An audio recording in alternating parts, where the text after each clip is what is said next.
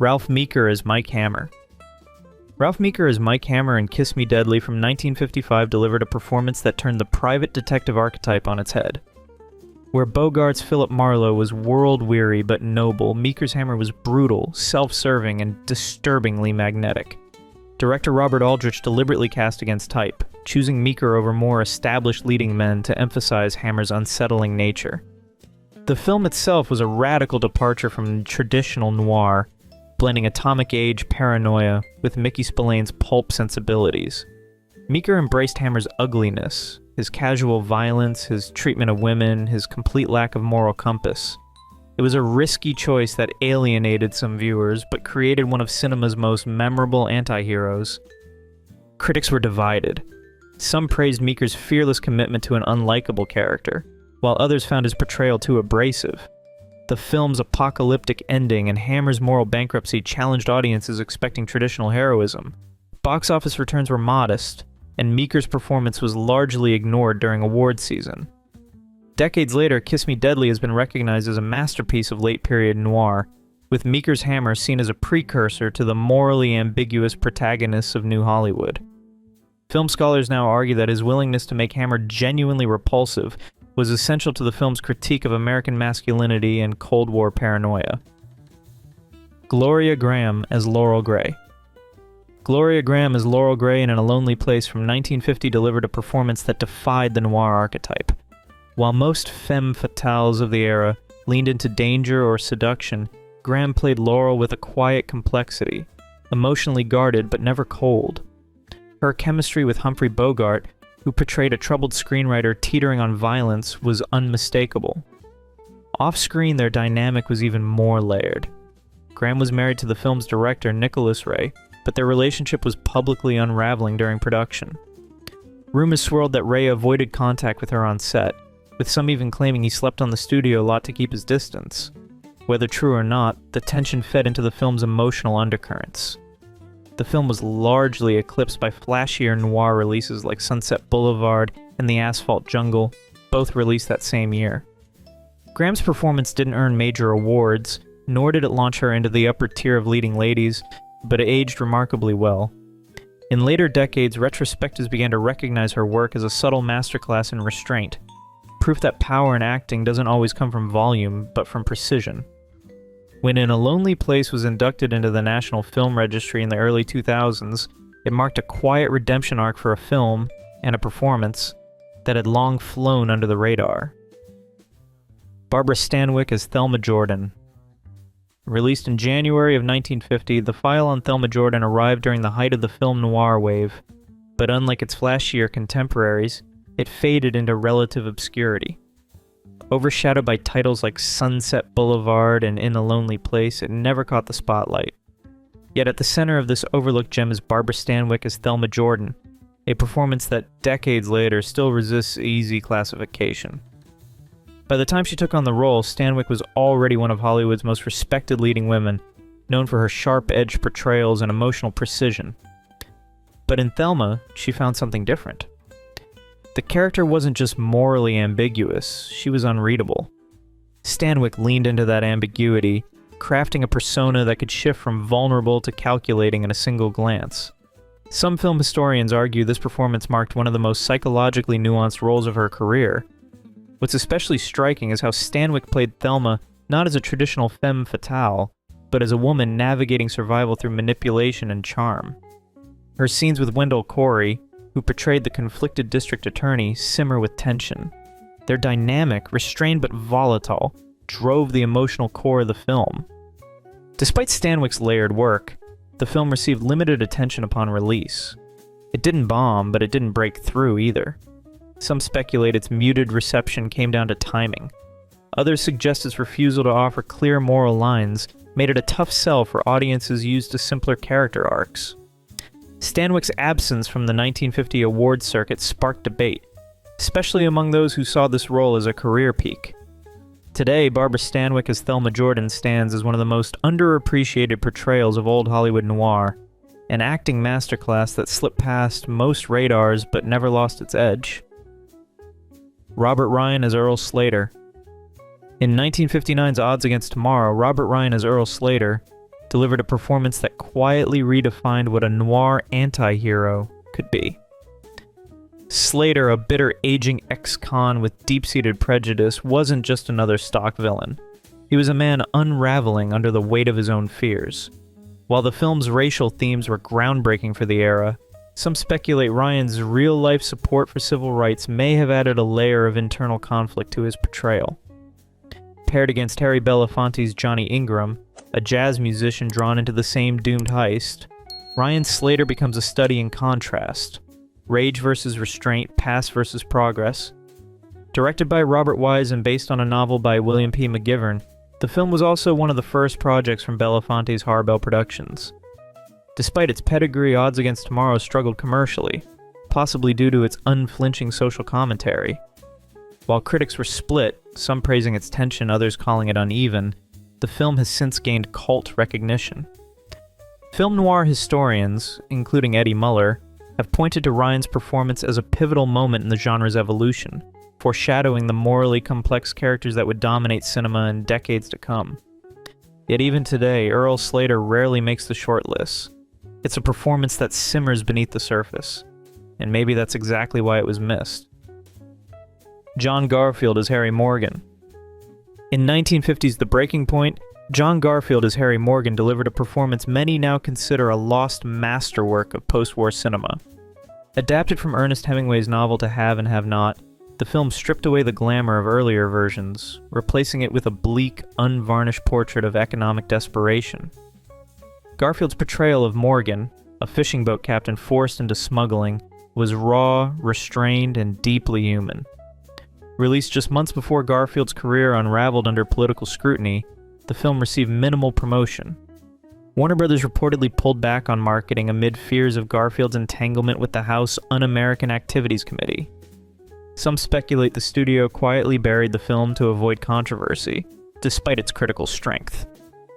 Garfield, blacklisted for refusing to name names, was under FBI surveillance and allegedly had his phone tapped.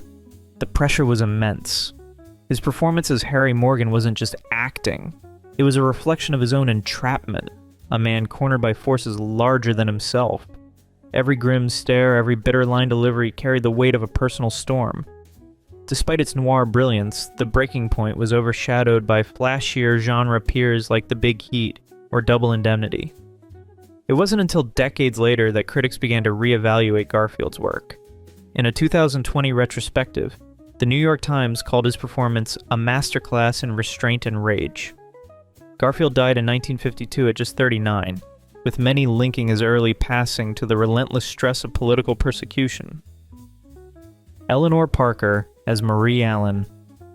In 1950, Eleanor Parker delivered a performance in Cage that critics now call one of the most fearless of old Hollywood, but it barely made a ripple with mainstream audiences. As Marie Allen, a young widow thrown into prison after a robbery gone wrong, Parker charted a chilling arc from innocence to emotional collapse. Her commitment to the role went far beyond the script. She visited real women's prisons, spoke with inmates, and studied the psychological effects of incarceration firsthand. Directed by John Cromwell and released by Warner Brothers, Cage was part of the studio's wave of social issue films, but its grim realism, shaved heads, solitary confinement, and institutional cruelty pushed it outside the comfort zone of post-war audiences. Despite Parker earning an Academy Award nomination, the film was dismissed by many as just another B-movie, a label that often buried serious work under genre stigma. Judy Holliday's lighter role in Born Yesterday took the Oscar, the same film that beat both Baxter and Davis that year. Some speculate that the film's bleak tone and its unflinching look at the prison system cost her broader recognition. Others point to Parker's reputation as the woman of 1,000 faces, a chameleon-like talent that, ironically, may have made her harder to pin down in Hollywood's star system. Today, Cage is seen as a forerunner to modern prison dramas, but Parker's haunting performance as Marie Allen still lingers in the margins of film history, revered by those who know it, overlooked by those who don't. Ida Lupino as Mary Malden. In 1951's On Dangerous Ground, Ida Lupino delivered a performance that quietly defied Hollywood norms. As Mary Malden, a blind woman living in isolation, Lupino avoided the overwrought sentimentality often used to portray disability in mid-century cinema. Instead, she leaned into subtlety. Her calm presence and emotional control gave the role an authenticity rarely seen at the time. The film itself, a moody hybrid of noir and character study directed by Nicholas Ray, was met with confusion from critics and audiences alike. Its tonal ambiguity left it stranded between genres, and Lupino's performance was largely ignored. Some film historians now argue that the film's uneven reception may have been worsened by the studio's discomfort with Lupino's understated approach, which clashed with the era's expectations for melodrama. As one of the few women directing in Hollywood during the 40s and 50s, Lupino brought a layered sensitivity to her characters, one that resisted easy archetypes. While she never received an Oscar nomination, she had already earned the New York Film Critics Circle Award for The Hard Way in 1943 and held her own opposite Humphrey Bogart in High Sierra and They Drive By Night. Rumors persist that she pushed for greater control over her scenes in On Dangerous Ground, possibly influencing its more intimate tone. Whether or not her hand shaped the direction, her portrayal of Mary Malden stands as a quietly radical departure from the era's norms, an overlooked gem in a film that never quite fit the mold. Kim Novak as Emily Polly Fisher. Kim Novak, as Emily Polly Fisher in Middle of the Night from 1959, delivered a performance that quietly defied the era's expectations, and has remained largely overlooked ever since. Known for her polished image under Columbia Pictures, Novak made a deliberate shift with this role, stepping away from the studio's carefully crafted glamour to portray a working-class woman weighed down by anxiety and emotional fatigue. Directed by Delbert Mann and based on Paddy Chayefsky's play, the film explored themes that rattled audiences of the time: loneliness, emotional repression, and a controversial age gap romance. Frederick March, 62, played opposite Novak, who was 25 during filming. While Polly's exact age is never stated, the visible generational divide between the characters sparked discomfort in critics and viewers alike. Some film historians now speculate that Novak's personal struggles with anxiety informed her portrayal, lending a rawness to Polly's hesitations and emotional breakdowns. Rumors have even circulated that Novak and March reworked scenes together, adding subtle gestures to deepen their characters' connection, though no formal records confirm this. The film struggled at the box office, and Novak's nuanced performance was largely overshadowed. Today, Middle of the Night is rarely mentioned among Novak's career highlights, but a growing number of film scholars argue it marked a pivotal moment, one where she briefly broke free from the studio machine and proved she had far more range than critics gave her credit for. Richard Whitmark as Harry Fabian. In 1950's Night in the City, Richard Whitmark as Harry Fabian delivered a jittery, combustible performance that critics and scholars now revisit as one of film noir's most overlooked masterstrokes. Fabian, a hustler scrambling through London's underworld with delusional ambition, became a study in controlled collapse. Whitmark's intensity didn't come from method immersion, despite rumors that he wandered London's back alleys to absorb the atmosphere, but from his trademark ability to channel nervous energy into something electric.